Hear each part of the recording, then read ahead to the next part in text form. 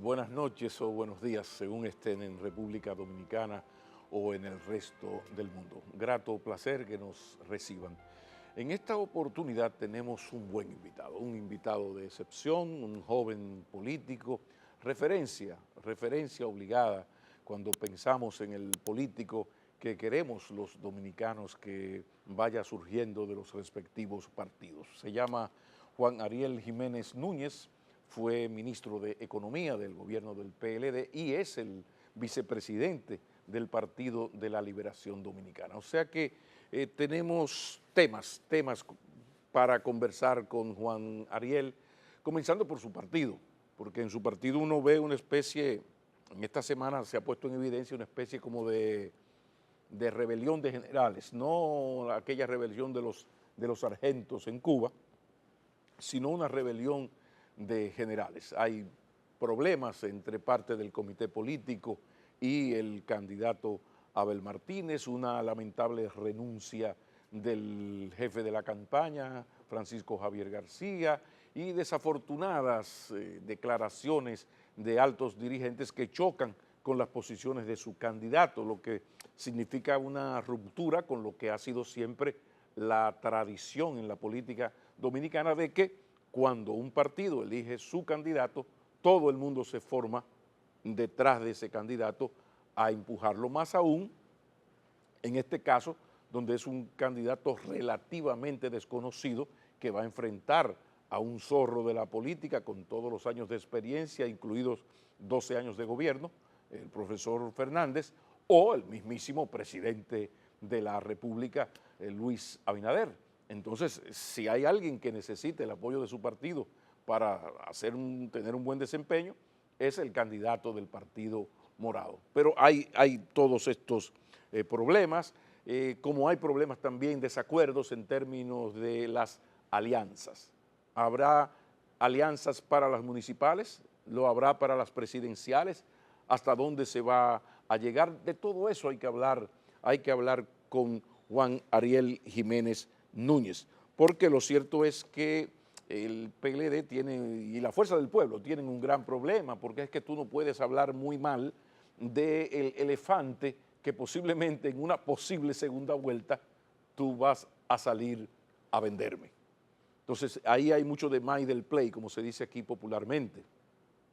¿De qué manera se va a manejar el PLD y se va a manejar la Fuerza del Pueblo entre ellos para las municipales?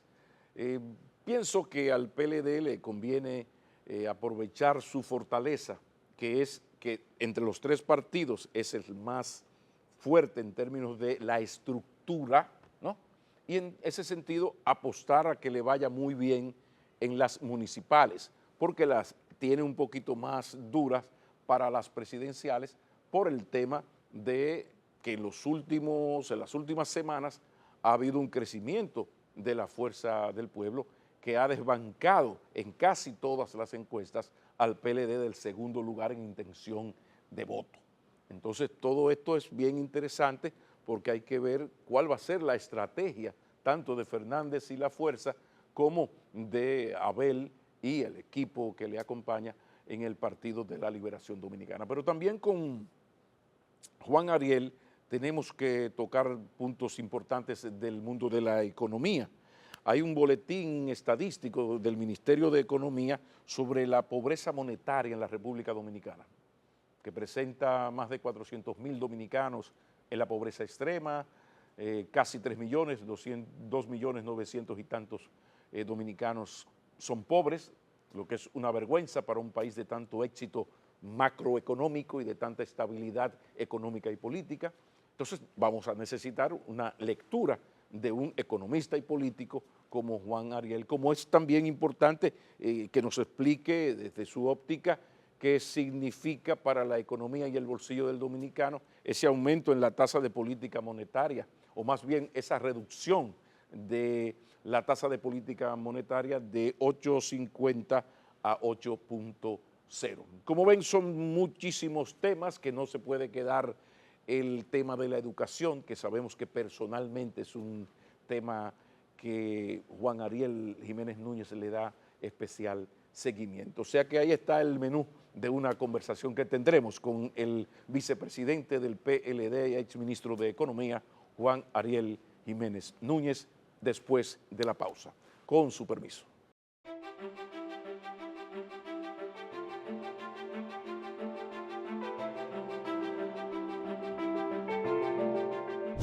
Continuamos y recibimos a Juan Ariel Jiménez Núñez. Bienvenido, un placer, ¿eh? Gracias, Pablo. El placer es mío. Bien, ¿la familia está bien?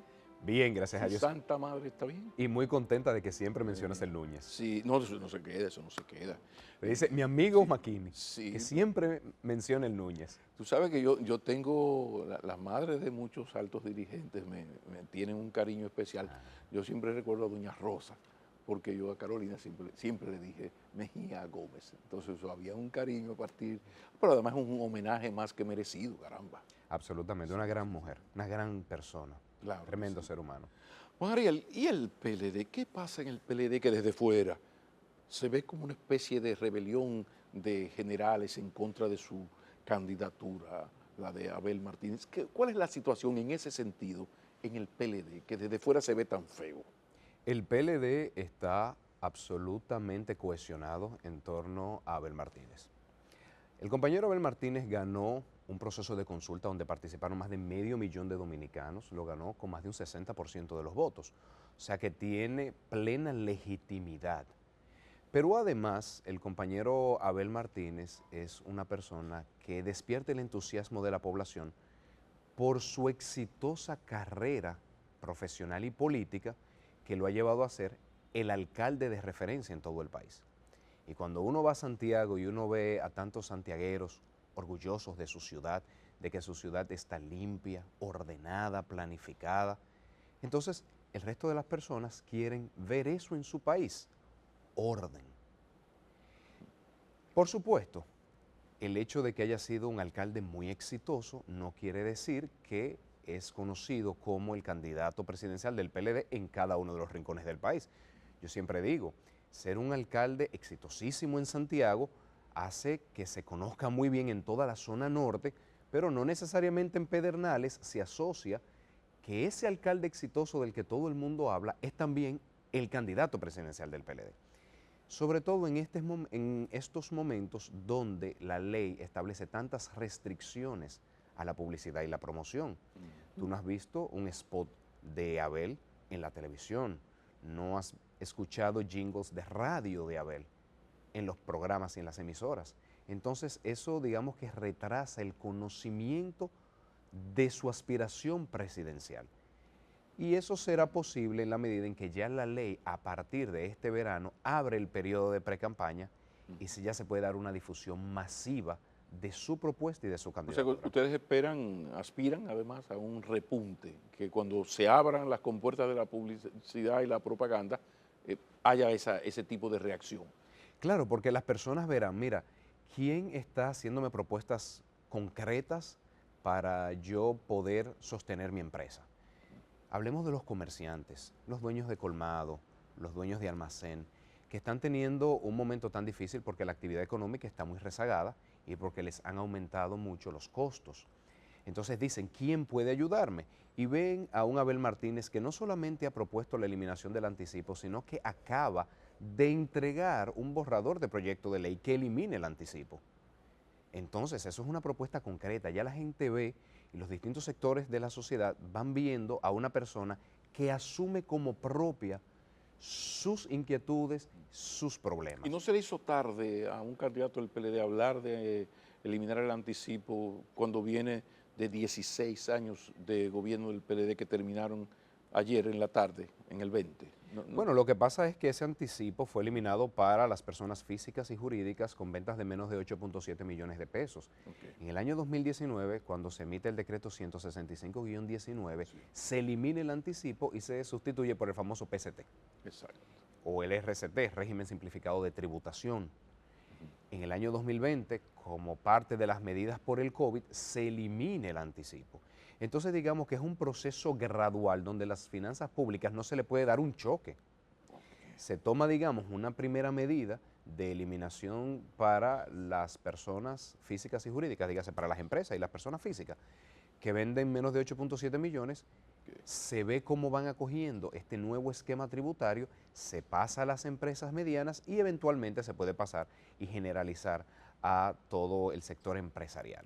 Digamos que es una medida escalonada y sobre todo ahora se puede realizar porque ya el gobierno puede fácilmente obtener liquidez. Yo quisiera que se sepa que el anticipo no es más que un préstamo a tasa cero que le hacen las empresas y las personas al gobierno, porque lo van a descontar al año siguiente. Claro. Eso es un préstamo. Sí, pero muy abusivo. O sea, Lo único, por ejemplo, en el caso de nosotros, tú me colocas 100,000 pesos de publicidad y de entrada tú a mí no me has pagado un chele, ni piensa pagar posiblemente, y yo tengo 18,000 pesos abajo. O sea, una cosa que golpea a la micro, sobre todo a la micro y a la pequeña, mediana empresa. exactamente. Duro. Entonces, ¿qué está pasando, Pablo? Que muchas empresas tienen que endeudarse para pagar el anticipo, porque dicen, mira, si yo me atraso un día, tengo que pagar mora, tengo que pagar recargos, y cuando vengo a ver, tengo una bola de nieve en una deuda en DGI. Claro. Entonces se endeudan para pagar el anticipo. Pero cuando se endeudan para pagar el anticipo, ahora mismo están viendo unas tasas de interés muy altas. Mientras que el gobierno tiene más de 100,000 millones de pesos de exceso de liquidez en caja. Entonces, en momentos como este, no es eficiente poner al sector privado a endeudarse para darle flujo financiero a un gobierno que ya tiene flujo financiero. Sí, pero me llevaste a tu campo y yo no quiero entrar a la economía todavía. Estamos en PLD y en la rebelión de los generales. Insisto en que se percibe que hay contradicciones en ese PLD, en la cúpula, parte de la cúpula del PLD con el candidato presidencial. Hay unas desafortunadas declaraciones del presidente Medina que hasta que alguien me pruebe lo contrario, yo sospecho que eso no fue lo que él quiso decir. Vamos a empezar por el presidente del partido y el secretario general. Lo que han dicho es que en la fase de la campaña en la que estamos, a la candidatura de Abel Martínez hay que trabajarle e invertirle en el aumento del conocimiento de la marca, porque hay muchas personas simpatizantes del PLD que todavía no saben que ese es el candidato presidencial. Entonces lo que ellos dicen, y a veces dan hasta porcentajes específicos de cantidad de simpatizantes que no saben que el candidato presidencial es Abel Martínez. Eso no quiere decir que tengan ningún tipo de contradicción con él, al contrario, están trabajando muy cohesionados. Tú sabes que el PLD, si algo tiene, que es a veces hasta excesivamente disciplinado y jerárquico, entonces no se dan ese tipo de cosas. Y con el compañero Francisco Javier, una persona del afecto de todos en el partido y el respeto, porque ha tenido una trayectoria de aportes al partido y de muchos éxitos en campaña precisamente. Él ya ha dicho públicamente que va a estar plenamente integrado, no solamente en la campaña de Abel Martínez, sino en las distintas campañas senatoriales, a diputados, a alcaldes, a distritos municipales, pero en un rol distinto. Él entendió que la mejor forma de aportar en esta etapa del partido no era como jefe de campaña del candidato presidencial, sino como una persona que contribuye al resto de candidaturas que tiene el partido, incluyendo la de Abel Martínez. ¿Y hasta dónde es cierto que hubo un recelo de parte del equipo de Abel Martínez porque lo que veía en Francisco Javier García era como el interés de estar sembrando para su candidatura, precandidatura del 28, más que apoyar a Abel en el 24? ¿Qué hay de cierto en ese rumor? Para nada, Y la opinión de más de uno. Lo que pasa es que cuando el compañero Francisco Javier, al igual que cada uno de nosotros, va a los distintos pueblos, va a comunicarse con la dirigencia, a decirles y a explicarles el momento político en el que estamos viviendo, y también aprovechan para enfatizar la candidatura de Abel Martínez. Pero no tengo ninguna sospecha de que haya personas que estén apostando a una futura candidatura, no. Todos en el PLD estamos muy conscientes de la importancia de la candidatura de Abel Martínez, no solamente para el partido, sino para el país, porque, insisto, es una persona que podrá, conjuntamente con su equipo, devolverle la tranquilidad económica a tantas familias, a que la República Dominicana vuelva a ser uno de los países de menor aumento de precios en toda la región, no como somos ahora. Ahora somos el segundo país donde más han aumentado los precios en Centroamérica desde que el PRM tomó el poder, 21%. Muy por encima de Guatemala, de Honduras, de Costa Rica, de Panamá, de El Salvador, solamente por debajo de Nicaragua. Entonces, esa población dominicana que está siendo tan afectada por los aumentos de precios y que solamente escucha excusas. La guerra Rusia-Ucrania, la inflación se disparó mucho antes de la guerra Rusia-Ucrania. La inflación más alta se registró en los primeros meses del año 2021, que alcanzó 10.5%, casi un año antes de la guerra Rusia-Ucrania. La inflación interanual. Cuando se dice, bueno, los precios del petróleo, ciertamente han aumentado, llegaron hasta $115. En gobiernos pasados del PLD llegaron a $150. El precio promedio del petróleo en los dos primeros 2.5 años de Luis Abinader ha promediado $73. Danilo Medina en sus primeros 2 años y medio promedió $95.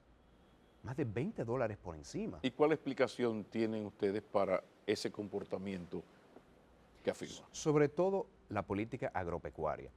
Desde el inicio el gobierno fue muy enfático en promover las importaciones. Tú recordarás los videos de los productores de zanahoria, de papa, de cebolla que estaban tirando su producción a la calle en protesta porque le estaban trayendo importaciones en meses donde competía con la cosecha dominicana. Entonces eso lleva a la quiebra a muchos productores agropecuarios. Recordarás también los videos de asociaciones de campesinos que se estaban quejando de que a los inicios de este gobierno se les retiraron los equipos que le entregaron en la visita sorpresa. Eso afecta a la productividad. Entonces, cuando tú reduces la oferta, obviamente van a aumentar los precios. Eso es economía 101. De hecho, más de 30 productos en el año 2021 tuvieron una producción menor a la del 2020 o la del 2019. Y un sinnúmero de productos también en el año 2022. Entonces, esa reducción de la oferta agropecuaria ha disparado el precio de los alimentos. Por otro lado, en sus inicios, cuando estaba aumentando el precio del petróleo, fue incrementándose el precio de la gasolina y el precio de la energía eléctrica. De forma correcta, porque tú sabes que yo sé reconocer las cosas buenas del gobierno, de forma correcta, el gobierno dispuso un congelamiento de los precios. Y dijo, mientras el petróleo se mantenga entre 85 y $115 el barril, voy a mantener congelados los precios. Eso está escrito. Y muy bien, ¿dónde ha estado el problema? Que el petróleo lleva meses por debajo de $85, lleva más de 6 meses por debajo de $85 y no se ha cumplido con esa palabra de reducir el precio de los combustibles. Eso, contrario a otros países de América Latina, ha hecho que se dispare la inflación a niveles que no se habían visto anteriormente. Tenemos que ir a una pausa. Cuando regresemos te traigo otra vez a la política. Lo que pasa es que tú con esas habilidades comunicativas que tienes me giras a la economía porque en el PRM dicen que a los aspirantes tranquilos que sin 24 no hay 28, váyanse despacio. Pero al PLD uno le dice, miren, a ver lo que van a hacer, porque sin municipales no hay presidenciales. Después de la pausa, hablemos de alianzas en el PLD. Así será. Ya regresamos.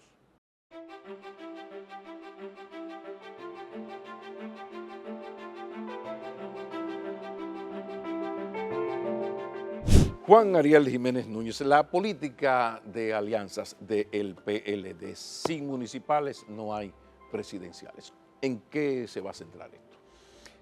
Obviamente, cada campaña tiene sus etapas y en esta etapa en particular, muy influida por las leyes 3318 y 1519, la prioridad es dar a conocer nuestros candidatos y que nuestros candidatos hagan alianza no con otros partidos, sino con los sectores de la sociedad. Un Abel Martínez que está haciendo alianza con cada uno de los campesinos que va y visita y escucha, asume propias sus demandas. Un Abel Martínez que está haciendo alianza con las distintas mujeres, madres de niños con discapacidad en Santo Domingo Este, que le han pedido el CAID de Santo Domingo Este, y alianza con todas las madres que sufren la inseguridad que hay en las calles, porque tú sabrás, y así lo dicen las estadísticas oficiales, que ha aumentado mucho la delincuencia en este país. Contrario a la promesa del plan Giuliani que iba a reducir un 50% la delincuencia, en los primeros 2 años lo que hemos tenido es un aumento de la delincuencia. Entonces Abel Martínez está haciendo alianzas con sectores de la sociedad. Vendrá una etapa en donde los distintos partidos, ya si cada uno con los sectores que representa y los sectores que les apoyan, entrarán en la mesa de discusión. Y eso es sano para la democracia, pero eso tiene su etapa. Ahora yo te voy a decir algo, sin febrero no hay mayo y sin mayo no hay febrero, son dos cosas muy ligadas. Una posibilidad es que el partido que gane la mayor cantidad de municipales sea el partido que encabece la alianza para las presidenciales de mayo.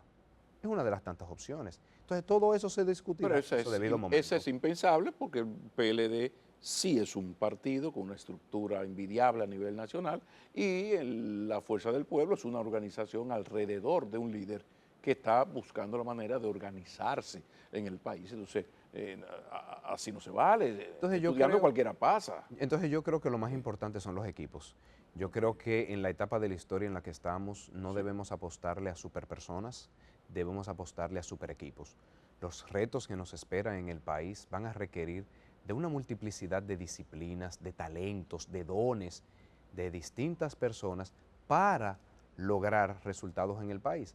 Entonces, esa era anterior en el que se esperaba un mesías en todos los ámbitos, en la política y en la empresarial, ya la literatura está diciendo que los equipos son mucho más importantes que los grandes dirigentes empresariales o los grandes presidentes de empresas.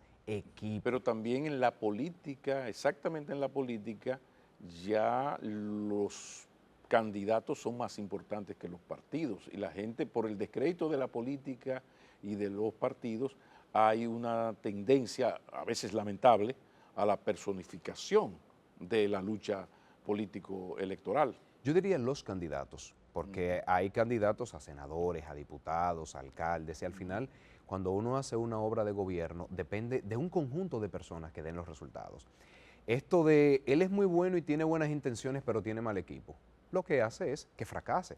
Porque tú puedes decir, bueno, yo sospecho que aquel equipo tiene un buen manager, pero todos sus peloteros son malos. Ese equipo va a quedar en último lugar en el round robin. Asimismo pasa en el manejo del poder.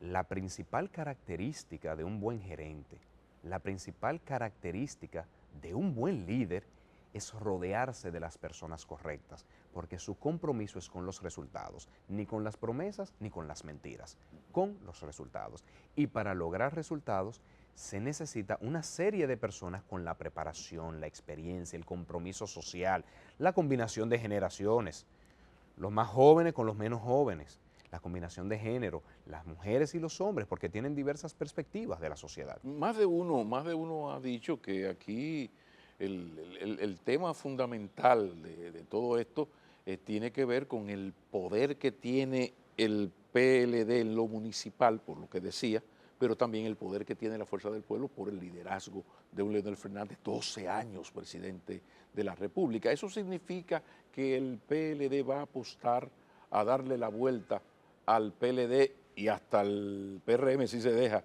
en las municipales. No habrá alianza, ustedes no están muy por la labor de una alianza con la Fuerza del Pueblo en las municipales. Cuando tú dices la fortaleza del PLD en la parte municipal, como estructura. Claro, lo que estoy leyendo es la inclusión en el PLD de numerosos líderes comunitarios que han podido transitar con las distintas comunidades hacia un estado mejor.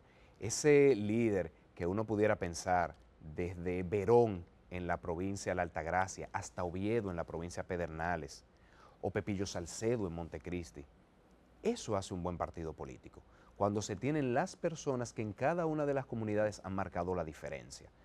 Ahora, hay distintas lecturas también. Cuando se ha gobernado por tantos años se tiene una mayor tasa de rechazo porque ya se sabe qué hizo y qué no hizo, Claro. cómo piensa y cómo no piensa. Mientras que un candidato como Abel Martínez, que tiene la menor tasa de rechazo de todos los candidatos, que es una promesa con hechos particulares, con realizaciones, porque insisto, es el alcalde que es paradigma de gestión municipal en la segunda ciudad más importante, que es la ciudad de Santiago.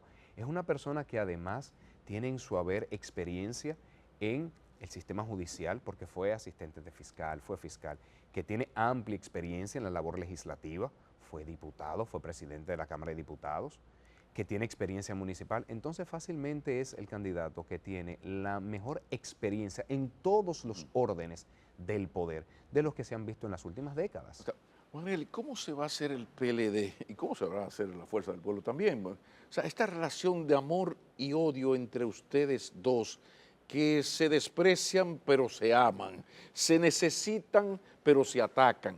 En las municipales podrían ir separados o en alianza, pero si no van en alianza, ahí viene la terrible segunda vuelta, donde el que quede en tercero, por encima de sus líderes, va a apoyar al otro pedazo del PLD en verde o en morado. ¿Cómo van ustedes a manejar esto? Porque no me puedes hablar muy mal de un elefante Jamás. que para la segunda vuelta tú me lo vas a venir a vender. Ahora tú me vas a hablar mal de la fuerza del pueblo, todo Abel, pero entonces luego viene a venderme y también viceversa, ¿no? Por favor. Bueno, yo diría que es sobre todo una relación de amor. Y te digo una relación de amor porque hay tantas personas que uno valora, que uno admira, que uno le tiene cariño en el Partido Verde, como tú le llamas, que la verdad es imposible que haya odio. Son personas con una trayectoria de servicio público que uno respeta, personas que uno conoce, con quienes ha construido un legado histórico. Entonces yo no diría que hay una relación de odio, hay una relación de amor, aunque tenemos diferencias de visión. Hay un ala del partido, como tú dices, de color verde, que apuesta a líderes pasados. Hay un ala de color morado que apuesta a los líderes del futuro. Son dos visiones y eso es normal que pase en las organizaciones grandes. Hay quienes miran al pasado y hay quienes miran al futuro. Entonces, en el PLD nosotros estamos abocados a mirar hacia ese futuro, hacia cada una de las personas que en los distintos momentos y etapas de la historia nacional podrán hacer sus grandes aportes. Insisto en la figura de Abel Martínez porque en un país que está pidiendo a gritos gerencia para que vuelva a funcionar la dirección de pasaportes, para que vuelva a funcionar el servicio de 911, para que vuelva a funcionar asistencia vial en las carreteras, ¿qué dicen? Necesitamos un buen gerente y ese buen gerente todo pinta que es Abel Martínez. Ahora, con los demás partidos, incluso con el partido de gobierno, uno tiene una buena relación. Lo que pasa es que cuando están en un mismo partido, las discusiones se dan a lo interno, porque el comité político, aunque votamos en consenso, por dentro hay discusiones muy fuertes. Lo único que una vez hay una votación y gana una propuesta, todos pasamos a respaldar esa propuesta. Por eso es un partido que, insisto, a veces es excesivamente disciplinado. Cuando están en otros litorales, esa discusión se hace pública. Esa es la única diferencia, pero mucho respeto, mucha valoración. Juan Gabriel, el Ministerio de Economía, tu ministerio, entregó el boletín estadístico de pobreza monetaria y hay unos datos muy desalentadores para un país de tanto desarrollo económico, de tanto crecimiento, tanta estabilidad macroeconómica y política, y de repente más de 400.000 dominicanos están en pobreza extrema, casi 3 millones, 2.900.000, qué sé yo cuántos, son pobres. Claro, hay una nueva medición que transforma esto, pero ¿cómo explicar que un país tan exitoso, modélico, ejemplo en esas cosas, en turismo, en recibir inversión extranjera, tenga estas estadísticas en pobreza? Yo creo, Pablo, que lo primero es humildad. Humildad para nosotros los economistas de admitir que aunque se tenga crecimiento económico, aunque se tenga una baja inflación que había anteriormente, no es el caso actual, aunque se tenga un crecimiento del empleo, hay muchas personas que todavía no han sido beneficiadas por ese dinamismo económico y que requieren de nuestra mirada y de nuestra ayuda. Yo siempre he dicho que las estadísticas son injustas, porque no hay nada más injusto que un promedio. Claro, claro. Tú tienes 10 personas y dices, bueno, la edad promedio es 25 años. Sí, pero ahí hay una persona de 80 años que requiere otro tipo de cuidado. Yo siempre digo que hay gente que come carne solo en estadísticas. Exactamente, entonces cuando se dice, mira, la economía está creciendo y está liderada, por ejemplo, por construcción, por decir un caso, normalmente es una economía que está creando empleos en las principales ciudades del país. Muy probablemente esa familia de Pedernales, de Bauruco, de Independencia, no está siendo beneficiada de ese crecimiento. Y si los economistas nos dormimos en nuestros laureles de las cifras de crecimiento, olvidamos esas realidades. Pero además el asunto es peor, porque mirando las estadísticas resulta que la zona del Gran Santo Domingo y el distrito está encabezando Sí, la pobreza. Entonces, pero aquí hay un problema serio, ¿eh? por una realidad que ha sido descuidada históricamente. Yo creo que tenemos que hacer todos una especie de mea culpa Sí. de que nos hemos olvidado de las urbanizaciones marginales de la ciudad de Santo Domingo, del Gran Santo Domingo en sentido general. Esos cordones de pobreza que se van generando Sí. en las ciudades, muchas veces en reflejo de poblaciones que van migrando del campo a la ciudad y como eso no ha sido planificado, no ha sido ordenado, no le damos la respuesta en servicios públicos que eso amerita, y por eso no se construyen las viviendas de bajo costo, no se resuelven las cañadas, los problemas de cañada en esos barrios. Insisto, y si los economistas decimos, pero estamos creciendo, nos olvidamos de esa realidad y no hacemos un buen servicio al país. Entonces yo creo que datos como este nos dan una bocanada de humildad, de todavía hay muchas personas que requieren la mirada de quienes trabajamos en políticas públicas, desde el gobierno, desde la oposición, desde el sector privado, desde el sector público, desde las ONG, que nadie se olvide de que a pesar de ser un país de muy alto crecimiento, hay muchas personas y muchas familias que necesitan nuestra mirada y nuestro apoyo. Sí, hay muchos economistas que necesitan una dosis de humildad. La mayoría. Porque hay un problema de alejarse de las ciencias sociales. Sí, y te diría, y a nivel internacional, los economistas no somos conocidos por la humildad en ningún país del mundo. Vámonos a la pausa y cuando retornemos último segmento, todavía queda un buscapié en el área económica y luego un tema fundamental para todos, después de la pausa.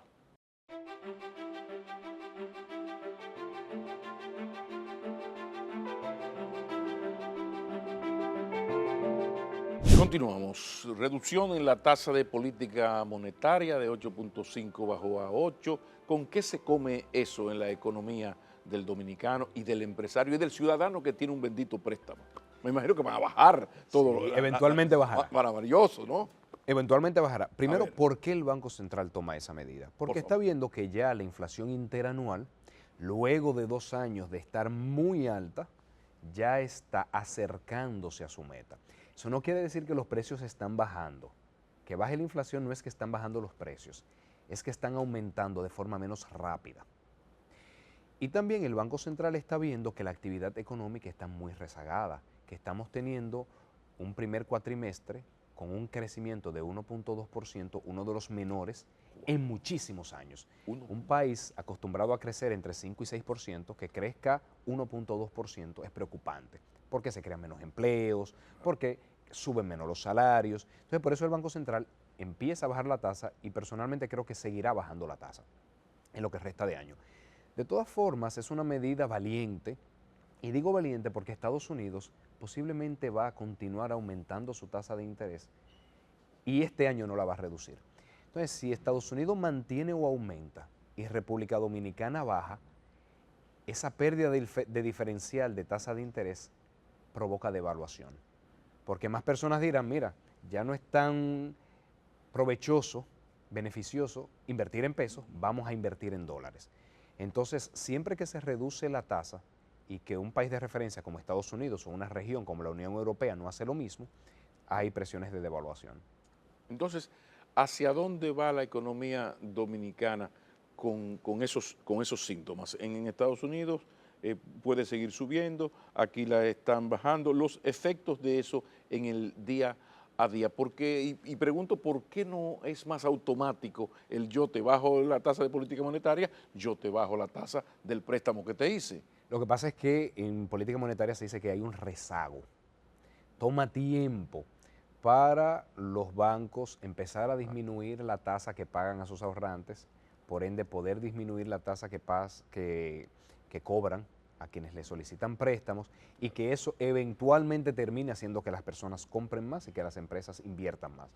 Hay un rezago que se estima en 9 meses, entre 9 y 18 meses. Pero ojalá que el gobierno se ocupe de eso porque estamos hablando del 100%, que hay gente que comenzó hace 20 meses un préstamo en 7.45, por ejemplo, y de repente lo tiene en 16.45. Eso es más que del 100%. Y así no hay pollo que llegue a gallo. ¿Cómo no va a llegar a gallo jamás el pollo de la educación con esta carta de presentación? Ya hay todo un movimiento en el país de priorizar en los hechos y retomar entre todos el tema educativo, porque no podemos seguir como vamos, que el 4% ha servido para absolutamente todo, menos para lo que se creó, que era para aumentar, mejorar la calidad educativa.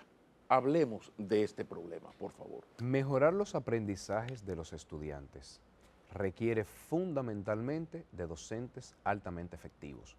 Tenemos décadas de investigaciones en un área que se llama economía de la educación que ha estudiado que lo que más impacta el aprendizaje de los estudiantes es la calidad de sus docentes. Por eso se requiere dos cosas: formar una nueva generación de docentes de excelencia y trabajar con los docentes que actualmente están en las aulas. Y cada una tiene un conjunto de políticas distintas. En la primera parte se requiere que sean los mejores estudiantes los que terminen estudiando carreras relacionadas a educación. Se requiere que sean enseñados por profesores universitarios muy buenos, en carreras donde se priorice el contenido disciplinar, sobre todo en secundaria, que los maestros de matemáticas sepan matemáticas, que el maestro de lengua y literatura sepa lengua y literatura, y que tengan técnicas efectivas, no solamente de conducir el proceso de enseñanza-aprendizaje, sino de controlar los grupos, porque si hay una trifulca, una riña en medio del curso, no se va a aprender. Entonces también hay un componente de mantener la disciplina. Eso es fundamental. Por eso yo he sido, Pablo, tan crítico de la insistencia de este gobierno en reformar la normativa 0915 para volver al modelo anterior de formación en masa de docentes, donde estábamos graduando docentes que estudiaban 1 y 2 días a la semana.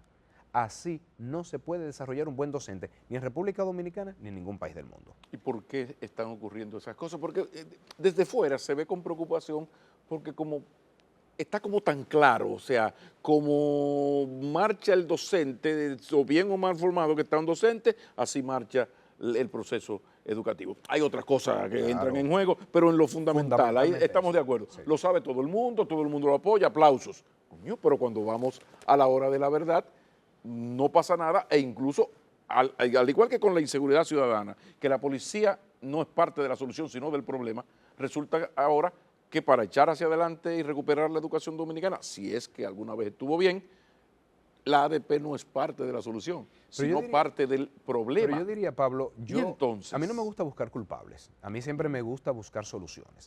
Y yo diría que todos tenemos un rol que jugar en esas soluciones. También las universidades tienen que formar mejor a los docentes. Insisto, por eso el gobierno, por querer complacer a las universidades públicas y privadas, por querer complacerlas, baja los estándares. Pero el que paga manda. El Estado Dominicano, con los minoplis nuestros, le pasa a esas universidades. Por ejemplo, si yo pago, yo tengo derecho a exigirte a ti que a esa currícula, pónmela por aquí, gira para la izquierda. Por eso el programa de formación de docentes de excelencia tenía tantos requisitos y era tan exigente, porque como le estaba dando becas, así le estaba exigiendo, y eso se está desmantelando. Pero detente ahí, animal feroz, pero ¿cuál interés? Y hay un interés mayor que la educación, que es transversal. Aquí todos los problemas que podemos hablar, tú y yo aquí, todos tienen que ver de alguna manera con la educación, y el país lo reconoce. Y entonces afectó la rentabilidad de varias casas de estudio, y esas presionaron para bajar la normativa docente, tal cual. Me voy al otro elemento. Trabajar con los docentes que están en el aula. Lo que es más efectivo es la formación situada en el aula. No es sacar al docente que ya tiene 10 años en su aula y darle cursos, no. Es ir donde ese docente, observar qué hace y retroalimentarlo bien y decirle, mire, no se pare en la esquina del aula porque pierde atención, párese en el centro. Esta clase de suma de fracciones, de multiplicación de fracciones, se enseña de una forma más efectiva de esta otra forma. Entonces eso es lo fundamental. Segundo componente de los sistemas educativos de alto desempeño, buenos directores.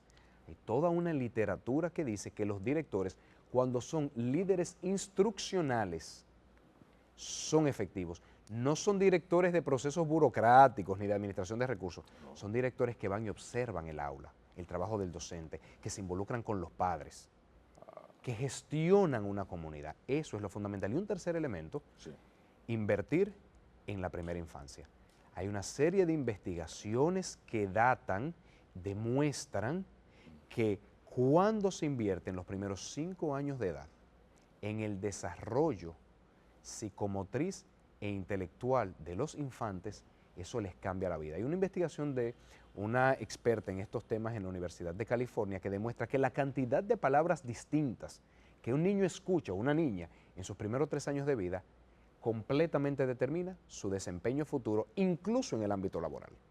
Entonces tenemos que tener más estancias infantiles donde los niños vayan a jugar, pero juegos que los estimulan, a escuchar cuentos, a escuchar hasta documentales. Lo que pasa, mira, Juan Ariel, yo he hablado esto, lo hemos hablado tú y yo varias veces, he hablado con dirigentes del gobierno, del área educativa, con gente de la sociedad civil especialista en el tema, y ustedes parecen tenerlo tan claro, o sea, mira, tenemos que hacerlo por aquí, todo esto que estamos hablando, pero me pasa cuando hablo con los especialistas de sociedad civil, PRM, Fuerza del Pueblo.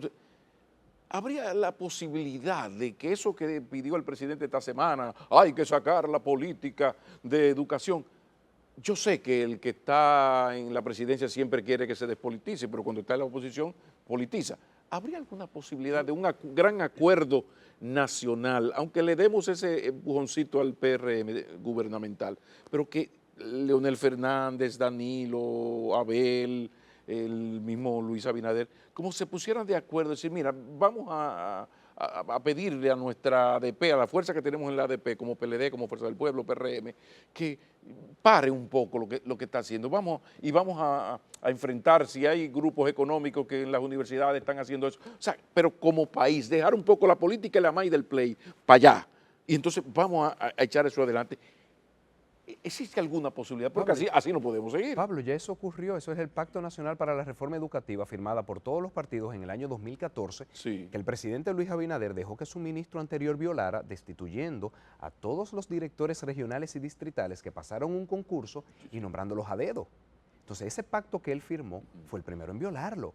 Entonces, cuando se habla de despolitizar el sistema educativo, debería empezar dándole ese discurso a los propios funcionarios de su gobierno.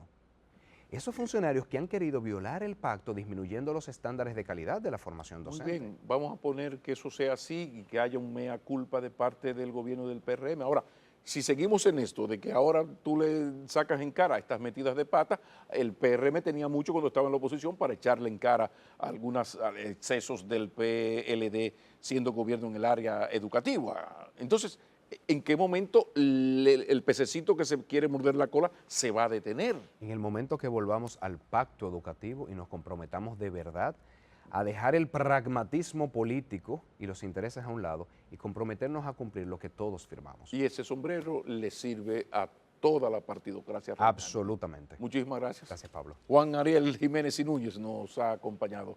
A ustedes las gracias porque un día más, un sábado más, un domingo más han estado con nosotros. Gracias por su generosa compañía. Feliz resto del día o de la noche, donde quiera que estén.